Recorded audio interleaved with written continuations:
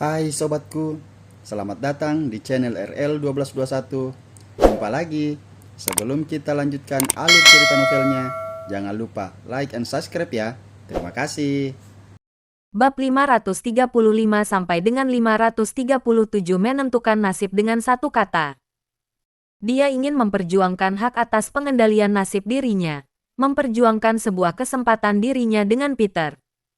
Namun, sekarang Peter malah menasihatinya untuk menyerah. Hal ini membuat Abigail merasa semakin tidak berdaya dan sakit hati. Baik, ayolah. Abigail terdiam selama 2 menit. Akhirnya menggertakkan gigi dan mengangguk. Ekspresi matanya tampak sangat sedih. Dia tetap harus menerima kenyataan ini. Segala usaha yang bisa dia lakukan telah dilakukan, tetapi dia tidak bisa menentukan hasilnya. Tuan Peter, silakan tunggu. Aku masih ada masalah yang ingin memberitahu kalian. Kalau Presdir Yosua yang memperkenalkannya, aku tetap harus menghormatinya. Damian memanggil Peter dan berkata dengan suara kecil. Mendengar itu, Abigail berbalik melirik Peter. Sekarang, antara dia dengan Peter sudah tiada bedanya dengan orang asing.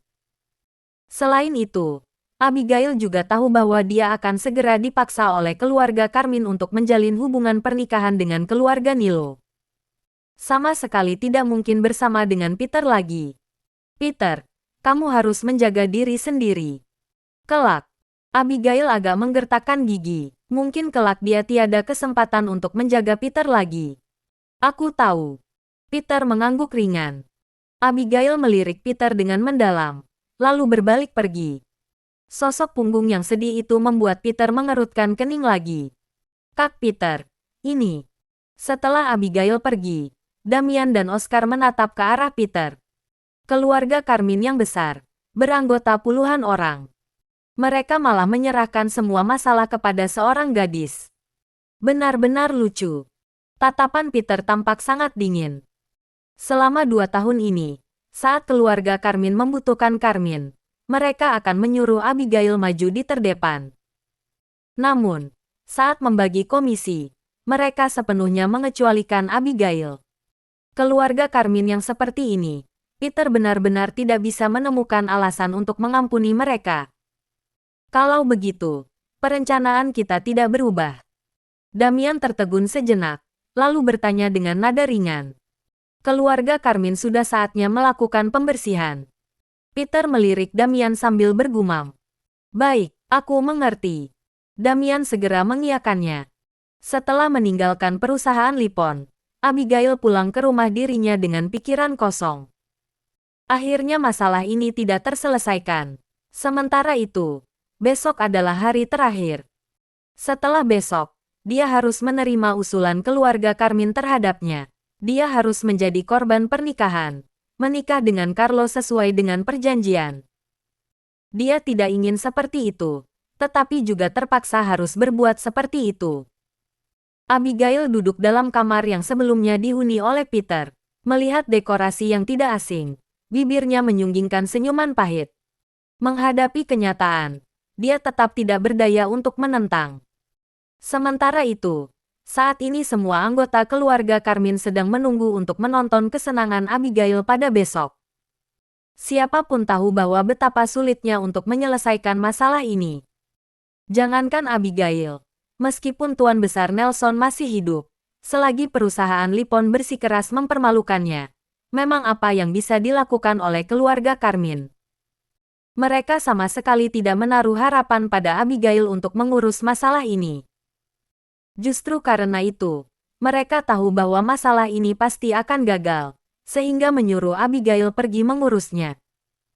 Jika tidak mungkin giliran Abigail untuk mendapatkan kesempatan membangun prestasi semacam ini.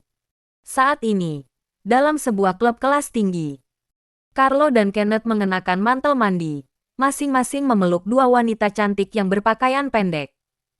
Berpeluk-pelukan, meraba dari atas ke bawah, sangatlah menyenangkan. Kerja yang bagus. Kalau begitu, setelah besok aku sudah bisa bermesraan dengan wanita cantik. Mendengar gambaran dari Kenneth, Carlo tidak tahan tertawa terbahak-bahak. Hehe, Tuan Carlo, Kecuali perusahaan Lipon benar-benar tergoyah karena Abigail, lalu mengubah pikiran. Tapi menurut Anda, apa itu mungkin?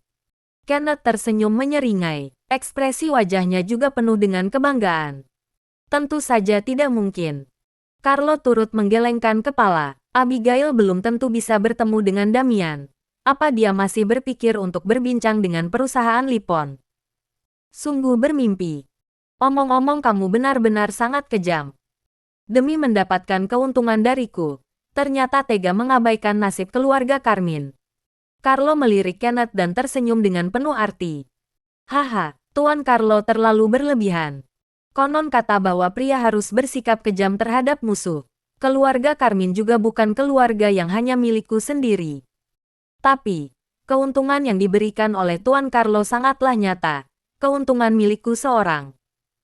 Mata Kenneth berbinar, tatapannya disertai keserakahan. Baik, hahaha. Carlo tertawa terbahak-bahak. Seluruh kepalanya terletak di depan dada wanita. Dia sedang membayangkan adegan di mana Abigail berada dalam pelukannya dan diraba olehnya.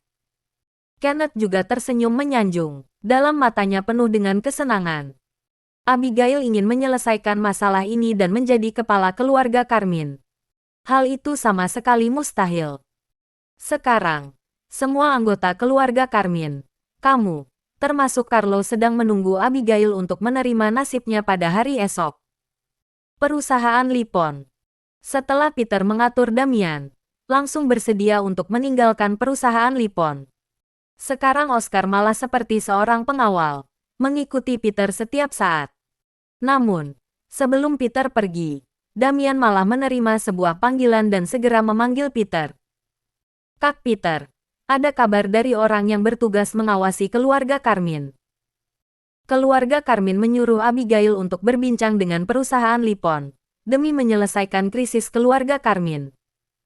Kalau tidak terselesaikan, akan memaksa Abigail untuk menikah dengan Carlo, menjalin hubungan dengan keluarga Nilo. Selain itu, mereka hanya memberi Abigail waktu 2 hari. Damian agak mengerutkan kening dan mengatakan apa adanya. Apa? Peter tiba-tiba berhenti dan agak mengerutkan kening. Kak Peter, hal ini dikatakan oleh anggota keluarga Carmine secara pribadi. Pasti sangat akurat. Damian menjelaskan lagi. Mendengar itu, Peter kembali duduk di sofa lagi. Dia tidak menyangka bahwa ternyata keluarga Carmine akan melakukan hal yang begitu menjijikkan. Bagi keluarga Carmine, Abigail hanyalah sebuah peralatan. Jurus ini benar-benar kejam. Kalau Abigail dapat membangun prestasi, tentu saja akan menjadi hal yang baik. Meskipun gagal dan mengorbankan diri, membantu keluarga Carmine untuk menjamin hubungan dengan keluarga Nilo. Setelah mendengar itu, Oscar juga mencibir. Hufet. Peter terdiam lama, lalu mengembuskan napas dengan ringan. Keluarga Carmine berbuat seperti ini benar-benar membuat dia agak kewalahan. Akhirnya dia mengerti bahwa apa sebenarnya maksud dari dia tidak ada waktu untuk menunggu dari Abigail. Mungkin ini adalah perjuangan terakhir dari Abigail. Sementara itu, perusahaan Lipon menolaknya, mendorong dia dalam lautan api. Mulai besok, hentikan semua penindasan terhadap keluarga Carmine. Setelah beberapa lama, Peter perlahan buka suara. Kak Peter, apa mau mengubah perencanaan?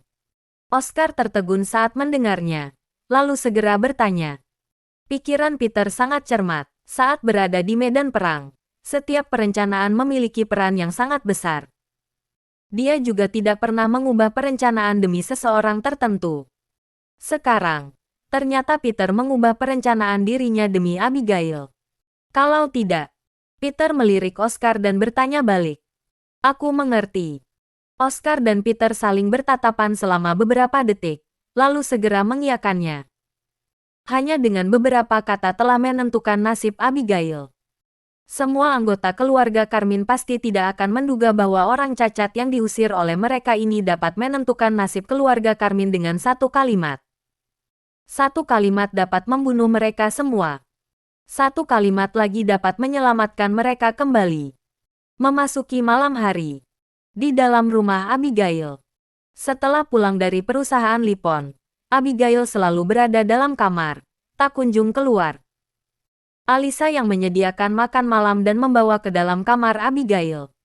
Namun, 2 jam berlalu, saat Alisa masuk kembali, makanannya tetap tidak dimakan sedikit pun. Nak, bagaimana tidak makan seperti ini? Alisa sangat sakit hati dan segera duduk di tepi ranjang Abigail. Abigail duduk tanpa sepatah kata. Tangannya masih memegang sebuah foto. Orang dalam foto adalah Peter.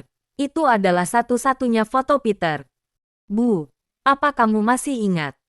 Hari itu aku membawa Peter jalan-jalan di tepi sungai dan menyuruh orang mengambil foto untuknya. Saat itu, kamu masih bilang aku terlalu boros. Abigail menatap foto sambil bergumam.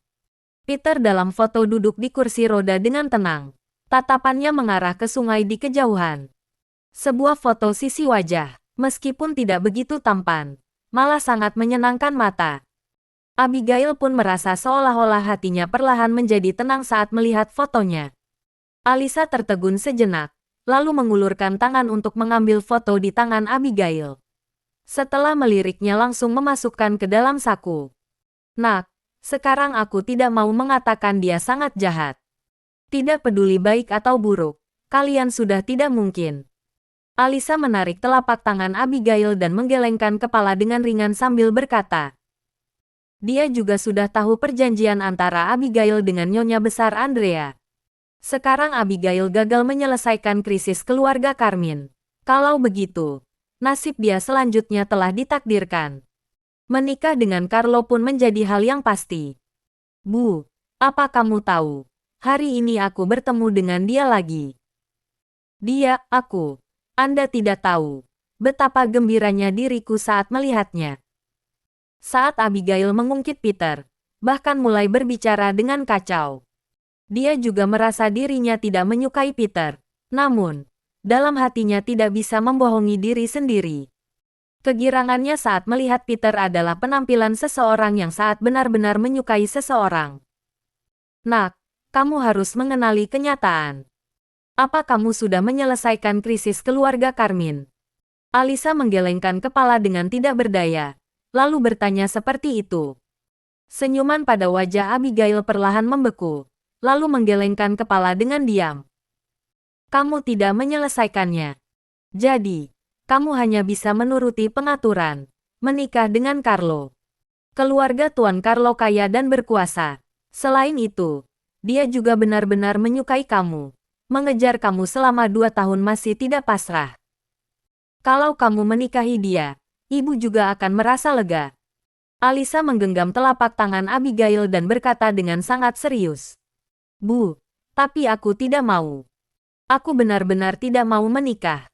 Aku hanya mau menjaga kamu dengan baik. Kalau tanpa dia di sisiku, aku mending tidak menikah seumur hidup. Bu, apa kamu mengerti? Mata Abigail berkaca-kaca. Dia melihat Alisa dan mulai menangis. Hati Alisa semakin sakit dan memeluk Abigail sambil menggelengkan kepala dengan tidak berdaya. Kalau enggan menikah, jangan menikah. Kenapa putriku harus memikul tanggung jawab nasib keluarga Carmine? Dulu keluarga Carmine begitu cemerlang, sekarang semakin terjatuh karena para kakak. Sekarang malah mau mengorbankan putriku. Begitu pintu kamar didorong orang, Dano melebarkan mata dan berteriak. Mendengar Abigail menangis, hatinya benar-benar sangat sakit. Kamu jangan mengipas-ngipas lagi. Alisa memelototi Dano dan menegurnya. Kamu diam. Namun, Dano yang selama ini sangat penurut, hari ini malah seperti ada yang tidak beres. Dia memelototi Abigail dengan ekspresi dingin. Apa yang telah kamu lakukan sebelumnya? Aku tidak mau mempermasalahkannya lagi. Nak, kamu katakan pada ayah, kalau kamu enggan menikah, biarkan aku yang merundingkan hal ini dengan nenek. Selama ini aku bersikap lemah, tetapi seberapa lemahnya diriku juga harus melindungi putrinya diriku dengan baik. Sekarang, ayah hanya ingin mendapat jawaban darimu. Dano melototkan mata dan menatap Abigail dengan sangat serius. Di sisi lain, Abigail malah agak tertegun saat mendengarnya. Tentu saja dia enggan menikah. Namun, apa dia benar-benar bisa berbuat seperti itu? Bagaimanapun, keluarga Karmin telah melahirkan dia dan membesarkannya. Apa dia boleh mengabaikan keluarga Karmin demi dirinya? Ayah, aku tidak apa-apa. Besok baru kita bicarakan saja. Abigail terdiam beberapa detik, lalu berkata sambil melambaikan tangan. Nak, Dano menggertakkan gigi dan masih ingin mengatakan sesuatu, tetapi Abigail melambaikan tangan untuk memotong pembicaraannya. Ayah, Ibu, kalian pergi istirahat saja. Aku tidak apa-apa, aku benar-benar tidak apa-apa. Abigail langsung berdiri, mendorong Alisa dan Dano keluar pintu. Dano dan istrinya hanya bisa pergi dengan tidak berdaya. Melalui pintu kamar, mendengar bunyi langkah kaki mereka berdua pergi. Abigail bersandar pada pintu, lalu perlahan berjongkok. Tiada satu orang pun dalam kamar.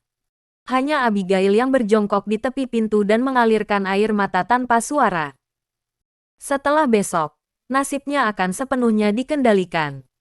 Hari ini, masih termasuk bebas. Saat ini, dia masih hidup untuk diri sendiri. Namun, setelah hari ini, dia bukan lagi dia sendiri. Dia juga hanya bisa hidup demi keluarga Karmin. Abigail merangkul lutut dan menangis tanpa suara. Setelah beberapa lama kemudian, Abigail tiba-tiba berdiri. Ternyata dia menunjukkan semacam ekspresi yang tegas dengan mata yang digenangi air mata. Hari ini, aku masih bisa bersikap nakal. Kalau begitu, biar aku bersikap nakal untuk kali saja. Tiada yang tahu apa pikiran Abigail sekarang. Hanya saja dalam tatapannya yang tegas seperti disertai semacam ekspresi sinting. Itu adalah semacam sinting yang hanya dimiliki orang yang sepenuhnya pasrah terhadap hidup. Dengan segera, Abigail langsung mengemas kamar Peter. Beberapa pakaian Peter, serta produk sehari-harinya dimasukkan oleh Abigail ke dalam sebuah kotak. Penyimpanan. Membawa benda-benda itu, Abigail mengganti pakaian, lalu mengendarai mobil ke arah daerah perumahan di Indah Jaya. Indah Jaya. Sebenarnya Abigail bukan pertama kali datang ke tempat ini. Selain itu, villa itu juga berada di bawah nama Abigail. Sebab itu, tentu saja dia bisa datang ke sini tanpa larangan. Namun, hal ini langsung dilaporkan kepada Peter pada saat pertama. Saat Abigail tiba di villa kembar, Peter sudah menunggu di ruang tamu. Abigail berdiri di depan pintu, melihat dua villa dengan bentuk yang sama dan tidak tahan mengeluh. Untuk sementara, Jesse dan Elise masih belum pindah ke villa di samping itu. Jika bukan karena Peter diusir, mungkin mereka sudah berhuni di sini. Namun, setelah Peter diusir dari keluarga Karmin, Jesse menyingkirkan pikiran itu untuk sementara waktu.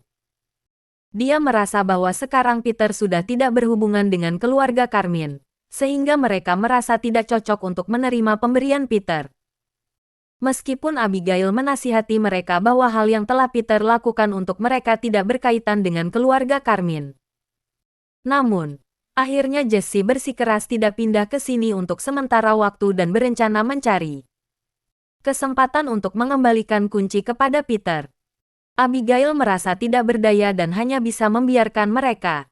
Dalam ruang tamu, Peter duduk di sofa, menunggu Abigail dengan senyap. Abigail mencari dia di tengah malam, pasti ada masalah penting.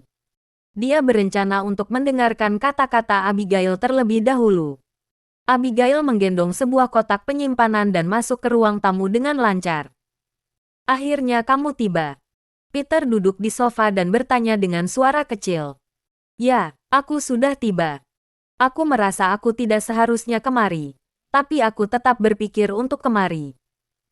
Abigail menggigit bibir, lalu meletakkan kotak penyimpanan dengan ringan ke meja. Peter perlahan mendongak, melirik Abigail.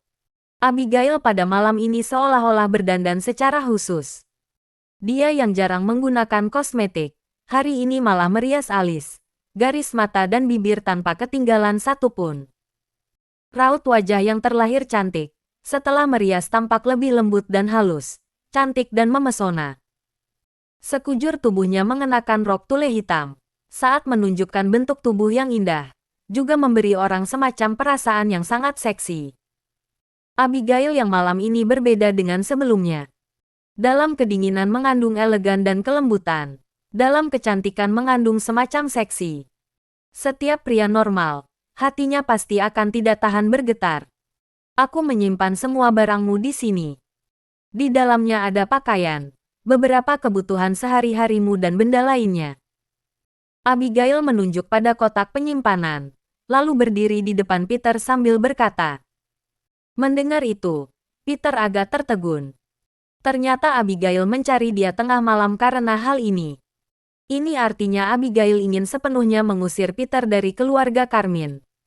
Jika tidak, kenapa dia mengemas semua benda-benda kebutuhan sehari-hari Peter dan mengembalikan kepadanya? Peter menggelengkan kepala dengan ringan. Meskipun dalam hatinya kacau balau, dia juga tidak banyak basa-basi. Membatalkan rencana yang menindas keluarga Carmine tetap tidak akan berubah. Bagaimanapun, wanita di depannya ini telah menjaga dia dengan jerih payah selama 2 tahun. Anggap saja semua ini demi Abigail saja. Maaf telah merepotkan kamu. Peter berdiri dengan tegap dan menuangkan secangkir kopi kepada Abigail. Namun, Abigail tidak mengangkat cangkir kopi. Setelah mengantar barang ke sini, juga tidak bermaksud untuk pulang. Dalam tatapannya terdapat suasana hati yang sangat rumit, serta semacam keraguan. Peter menatap Abigail dengan agak bingung. Detik berikutnya, Abigail perlahan melangkah, melintasi meja marmer bermutu tinggi di depannya, lalu perlahan duduk di samping Peter. Jarak antara mereka berdua tidak sampai 1 tinju. Dalam kegelapan, seorang pria dan wanita tinggal bersama dalam kamar, sangat mudah terjatuh dalam suasana cinta. Saat ini, jaraknya begitu dekat, suasananya pun tidak berhenti semakin meningkat. Peter merasa kurang nyaman. Meskipun sudah 2 tahun dia tinggal bersama Abigail, bisa dikatakan tidak saling membedakan. Dalam proses menjaga Peter, Abigail sulit terhindar dari persentuhan anggota tubuh. Namun, saat itu Peter masih dalam kondisi tidak sadar diri. Dengan kata lain dia adalah orang bodoh. Namun, sekarang Peter sudah sepenuhnya pulih. Tidak hanya pikirannya pulih, fisiknya juga sudah pulih. Perasaan semacam ini sangat berbeda,